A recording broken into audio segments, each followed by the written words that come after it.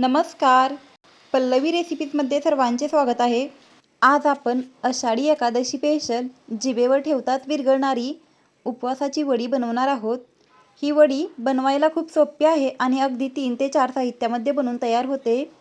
आज आपण ही उपवासाची वडी बनवण्यासाठी साबुदाणा, शेंगदाणे, दूध आणि खवा कशाचाही वापर करणार नाही. आज आपण ही उपवासाची वडी अगदी 3 ते 4 साहित्यामध्ये बनवून तयार करणार आहोत. ही उपवासाची वडी अगदी कमी साहित्यामध्ये आणि झटपट बनवून तयार होते व खायला देखील ही वडी खूप टेस्टी लागते.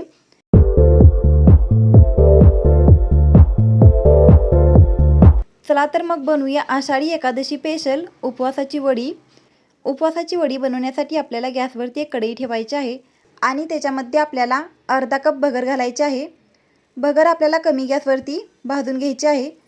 भगर फुलेपर्यंत 3 ते 4 मिनिटांसाठी आपल्याला ही भगर भाजून घ्यायची आहे आणि भगर भाजत असताना आपल्याला ती सतत हलवत राहायची आहे, म्हणजे ती सर्व बाजूनी छान अशी भाजली जाते. थोड्या वेळानंतर आपल्याला ही भगर हलवत राहायची आहे आणि कमी गॅसवरती आपल्याला ही भगर हलकासा रंग बदलेपर्यंत छान अशी भाजून घ्यायची आहे. इथे आपली भगर छान अशी भाजून झाली आहे. नंतर आपल्याला गॅस बंद करायचा आहे आणि भगर काढून एका ताटामध्ये थंड व्हायला ठेवायचे आहे. भगर थंड होत आहे तोपर्यंत मिक्सरचे एक भांडं घ्यायचं आहे आणि त्याच्यामध्ये आपल्याला अर्धा कप साखर घालायची आहे आणि साखर आपल्याला मिक्सरमधून बारीक वाटून घ्यायची आहे. इथे आपली भगर देखील थंड झाली आहे. नंतर आपल्याला भगर मिक्सरमधून बारीक वाटून घ्यायची आहे व नंतर गॅसवरती एक कढई ठेवायची आणि त्याच्यामध्ये आपल्याला वाटलेली भगर घालायची आणि कमी ते मध्यम गॅसवरती आपल्याला हे भगरीचे पीठ भाजून घ्यायचे आहे. आणि हे भगरीचे पीठ भाजत असताना आपल्याला ते थोड्या वेळानंतर सतत हलवत राहायचे आहे, म्हणजे ते छान असे भाजले जाते. सुरुवातीला आपल्याला तूप न घालता हे भगरीचे पीठ कमी ते मध्यम गॅसवरती 6 ते 7 मिनिटांसाठी पिठाचा हलकासा कलर चेंज होईपर्यंत आपल्याला ते भाजून घ्यायचे आहे.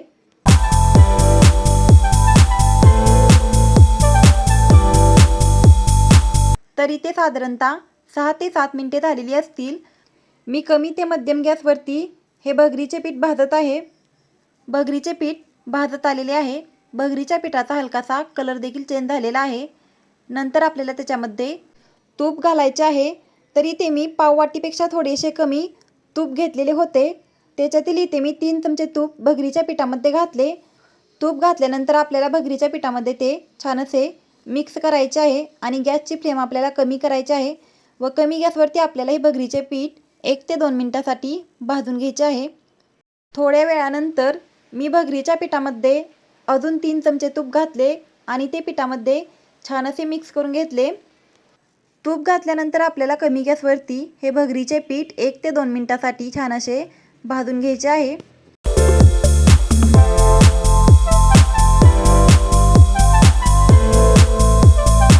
दोन मिनिटांनंतर आपल्याला गॅस बंद करायचा आहे आणि त्याच्यामध्ये बारीक वाटून घेतलेली साखर घालायची व नंतर त्याच्यामध्ये पाव कप मिल्क पावडर घालायची आहे.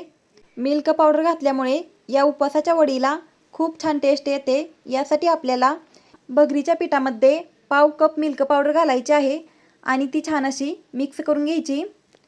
साखर मिल्क पावडर भगरीच्या पिठामध्ये छान मिक्स करून झाल्यानंतर मी कढईवरती 1 ते 2 मिनिटांसाठी झाकण ठेवलेले होते.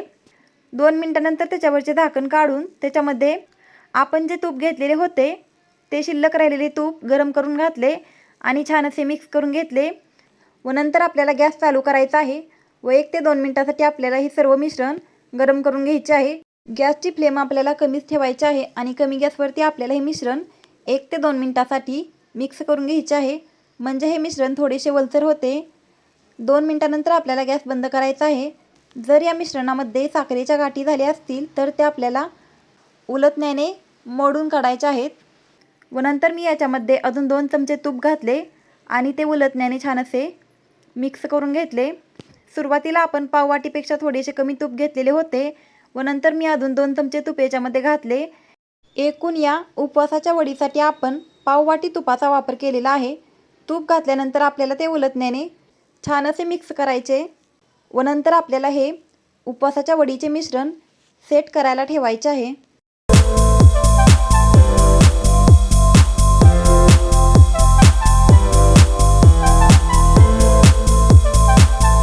ज्या भांड्यामध्ये आपल्याला हे मिश्रण सेट करायला ठेवायचे आहे त्या भांड्याला आपल्याला अगोदरच तूप लावून घ्यायचे आहे.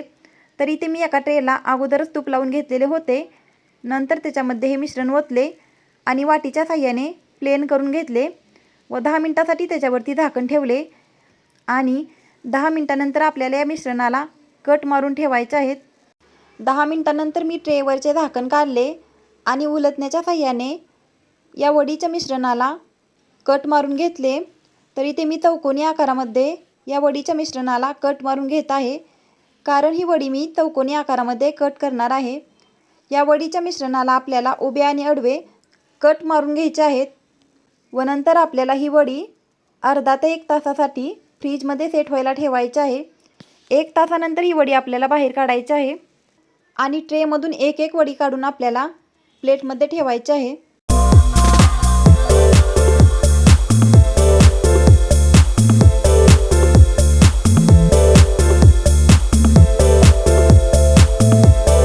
तर इथे मी 1 तासासाठी ही वडी फ्रीजमध्ये सेट व्हायला ठेवलेली होती. 1 तासानंतर ही वडी मी फ्रीजच्या बाहेर काढलेली आहे.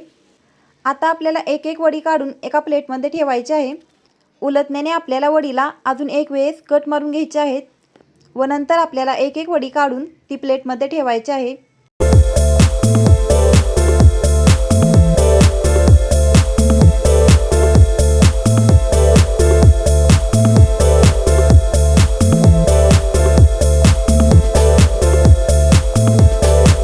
तर तुम्ही इथे व्हिडिओमध्ये पाहू शकता वडी अगदी छान निघत आहे.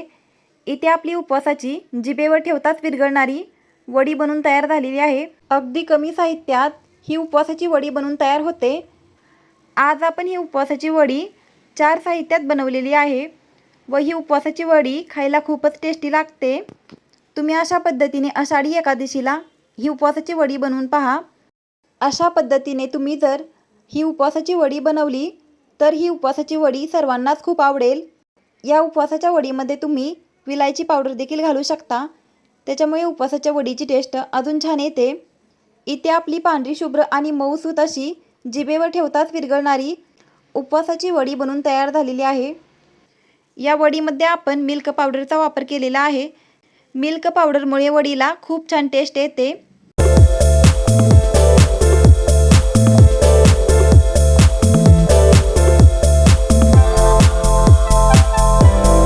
या वडीमध्ये आपण साबुदाणा, शेंगदाणे, दूध आणि खवा कशाचाही वापर केलेला नाही.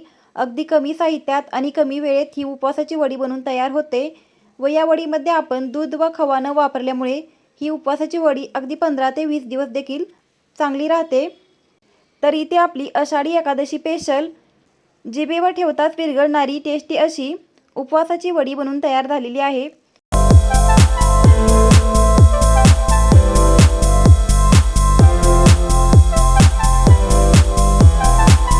तर तुम्हाला ही उपवासाची वडी कशी वाटली ते कमेंट करून नक्की सांगा. तर इथे आपण एक वडी तोडून पाहू. तुम्ही इथे व्हिडिओमध्ये पाहू शकता वडी अगदी सहज तुटते. याचाच अर्थ आपली उपवासाची वडी कडक देखील झालेली नाही. व्हिडिओ आवडला असेल तर व्हिडिओला लाईक करा व चॅनलला सबस्क्राईब करा. धन्यवाद.